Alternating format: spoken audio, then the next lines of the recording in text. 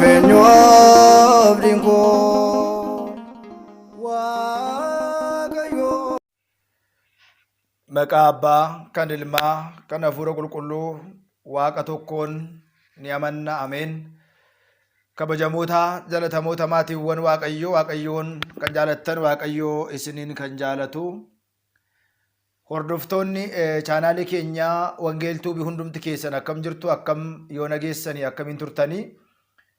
Guyyaa har'aatiin kan nu ga'e Waaqni keenya galannii fi ulfinni teessoo isaa Ariyaam irratti isaaf haa ta'u. Maqaan haadha keenya qulqulleettii Dubroo Maariyaam, maqaan ishii, ergamoonni Waaqayyoo maqaan isaanii, raajonni Waaqayyoo, qulqulloonni, wareegamtoonni Waaqayyoo akkuma aangoo fi aaboo isaaniitti maqaan isaanii kan galatoomanii fi kan ulfaatan nuuf haa ta'an.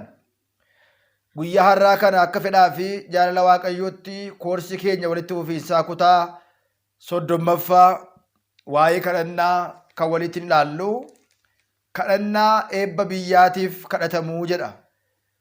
ለሀገር መባረክ የሚጸለይ ጸሎት kan jedhu kutaa 30ffaa walitiin ni ilaalla. Anaaf dubbatti afaaniisin immoo gurratti hin dhageessan, qalbiitti hin qalbeeffattan hunduma keenyaatiif Waaqayyo haa kennu.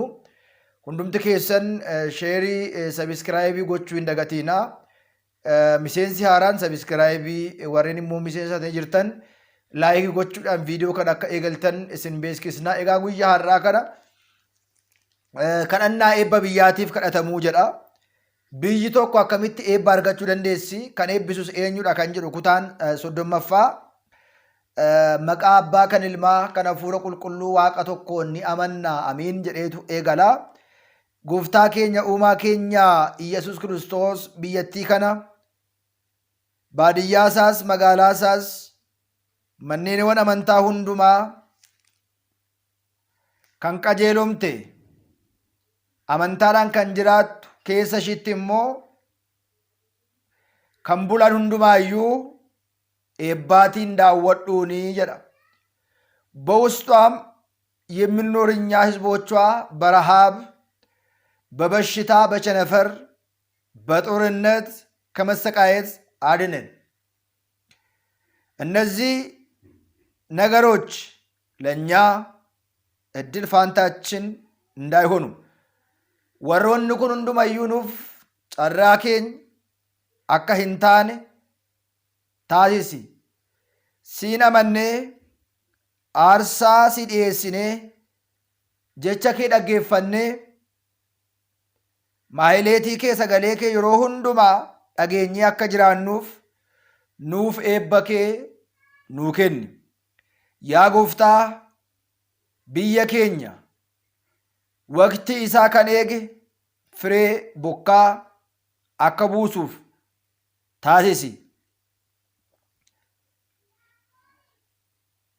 Kutaalee kallattiiwwan arfaniitiin biyya lafaa irratti firee akka inni buufatu kenniif.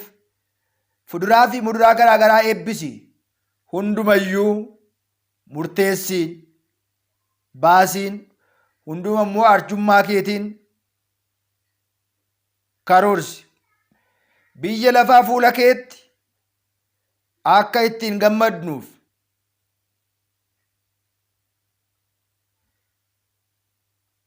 uummata kees firii inni facaasu hundumaa magarsiif. Kan qopheesse hundumaa kan waggaa kanaa fireewwan hundumaa eebbisi.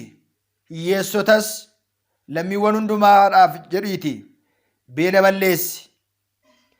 Siin abdii taasifachuudhaan akka isaaniif laattuun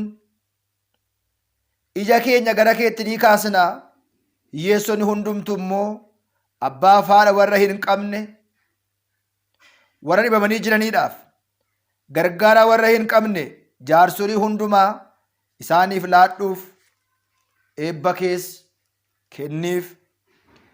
Siin kabajuudhaan yaada hamaa hundumarraa nurraa akka fagaatu, hundumtuu qulqulluu laphee qulqulluudhaan cimee lubbuu isaa sitti akka gammadu, siin akka argatu kan kabajde, siin boqonnaadhaaf sodaa malee akka si galateeffatu dhaloota hundumaa biyya keenya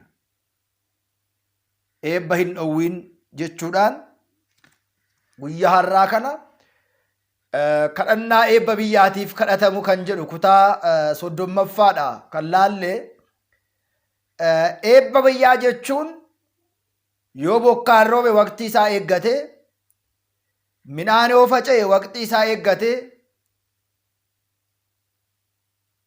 isaa eeggate, roobni hundu waan barbaachisu waaqayyoon yoo guute biyyi lafaa ni eebbifamti. Bokkaan yoo roobuu baate garuu, qilleensi yoo qilleensa'uu baate garuu, aduun yoo ba'uu baate garuu beelatu dhufaa, rakkoo dhufaa, gidiraatu dhufaa, rakkoo garaagaraa dhufaa. As keessatti warra gargaarsa hin qabne, abbaa faadha hin qabne, warra gargaaramuu malan, warra gargaaramuu barbaadan isaanis hiyyeessotas sooressotas hunduma eebbisiif jechuudhaan eebba karaa waaqayyoo arjummaa isaatiin waqtii eegee yeroo eegee kennamuudhaaf kadhataa kadhatamudha yookiin immoo kadhannaa kadhatamu kutaa 30ffaadha kan laalle jechaadha. Kanaaf kutaan 30ffaa kadhannaa eebba biyyaatiif kadhatamu jennee walitti hanga ammaatti kan laalledha. Kutaan itti aanu immoo kutaan 31ffaa maal ta'a? Nu hordofaa kan jedhu ergaa keenyadha, kan nu barsiise, kan nu gorse, kan nutti dubbate waaqa abboolii keenyaaf galannii fi ulfinni teessoo isaa ari'ame irratti isaaf haa ta'u.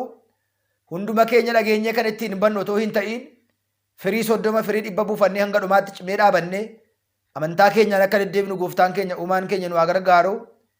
Lukaan deddeebi'uu qofa otoo hin ta'in laphee ittiin deddeebinu, laphee ittiin yaadnee gaabbii gallee fooniif dhiiga isaa fudhannu gooftaan keenya nuuf haa kennu. Nu haa turu kutaan 31ffaa itti fufaa jechaadha guyyaa biraa.